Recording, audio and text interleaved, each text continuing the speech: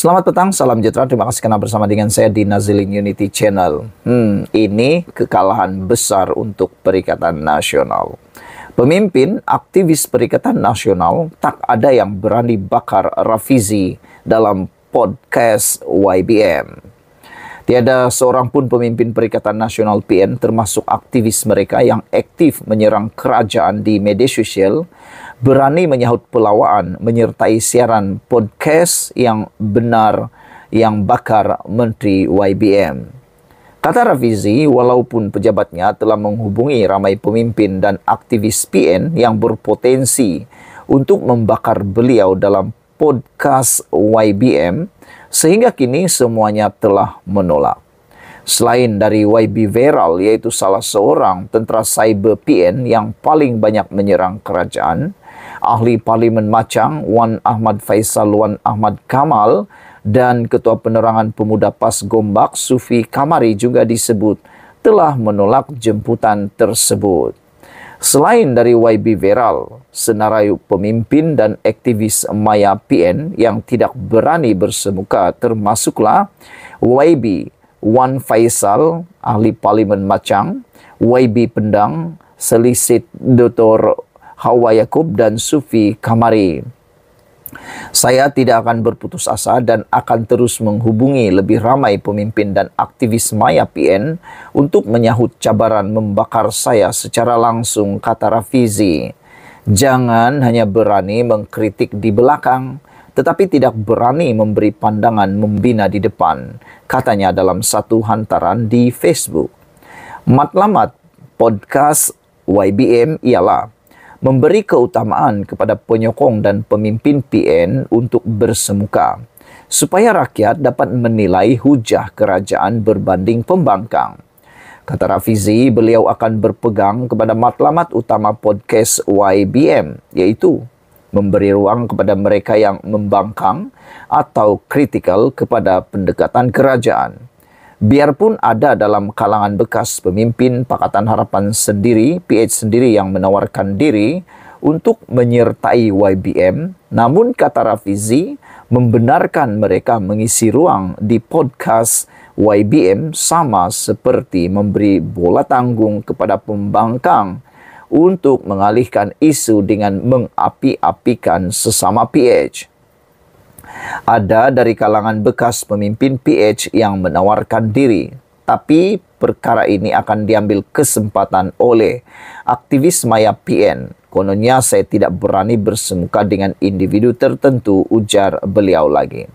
Oleh kerana setakat ini belum ada pemimpin atau penyokong PN yang berani tampil, pihaknya telah mempelawa seorang ahli akademik yang kecenderungannya agak kritikal dan sinikal terhadap kerajaan. Dr. Barjoyai Bardai ialah seorang ahli akademik di universiti swasta yang banyak juga mengkritik saya dan pendekatan kerajaan sebelum ini. Semasa debat antara saya dengan ahli Parlimen Bacok, beliau dilambung oleh penyokong PN sebagai bukti yang pandangan saya ditolak oleh seorang ahli akademik. Malam ini beliau akan mengkritik dan membakar saya secara berdepan. Jangan lupa ikuti sesi membakar malam ini bermula jam 8 malam di semua saluran media sosial, kata Rafizi lagi. Saudara-saudara sekalian, kita lihat siapa yang bakar terbakar dan siapa yang bakal tidak terbakar. Ikuti terus ulasan selepas ini. Selamat petang, salam sejahtera. Terima kasih karena bersama dengan saya di Naziling Unity Channel. Mengejutkan seluruh Malaysia apabila Sanusi kena tukar dengan Hayati. Ini persoalan yang makin dasar, makin besar dan mengejutkan. Adakah benar Sanusi sekarang ini menjadi beban lebih kepada Perikatan Nasional gara-gara terlalu lantangnya beliau dan terlalu celuparnya mulut beliau tanpa memikirkan kesannya? Adakah kerana kelantangan bersuara Sanusi menyebabkan beliau menjadi beban besar pula kepada Perikatan Nasional? Sehingga kan persoalan besar Sanusi kena tukar dengan Hayati. Datuk Seri Muhammad Sanusi Mat Noor dikatakan bakal digugurkan sebagai Menteri Besar.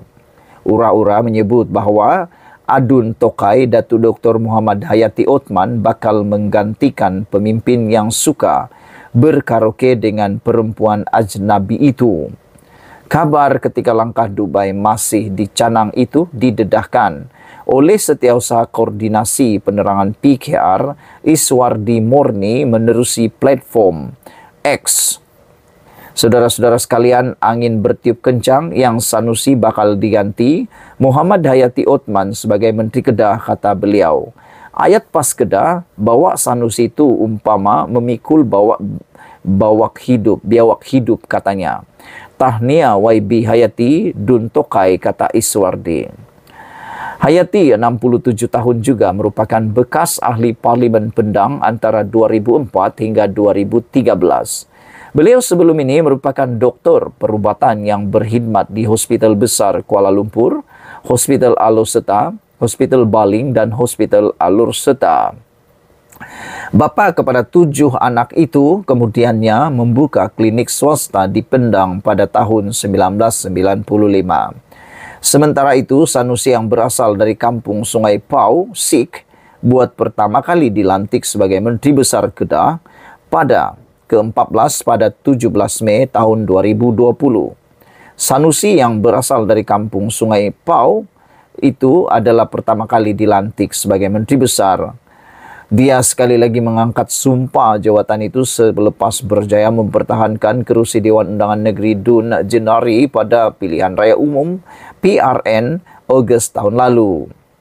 Perikatan Nasional PN Kedah berkenan boleh dianggap Menteri Besar Blok Pembangkang mencetus pelbagai kontroversi.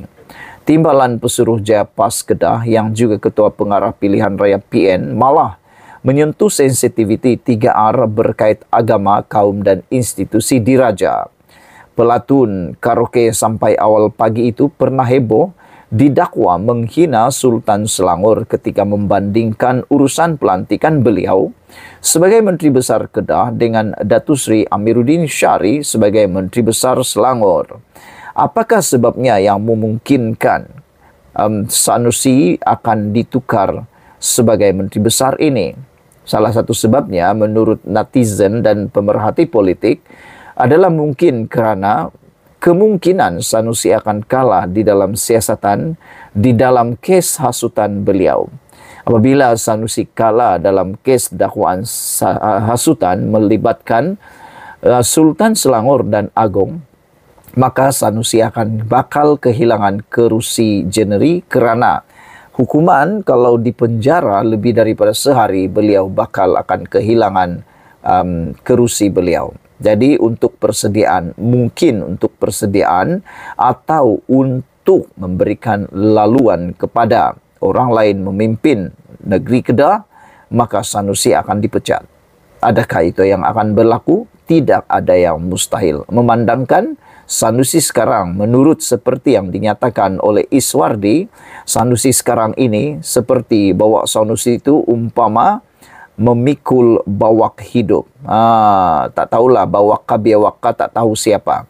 Ayat pas Kedah kata Iswardi. Beliau juga mengucapkan tahniah kepada YB Hayati yang bakal dilantik sebagai Menteri Besar Kedah menurut Iswardi.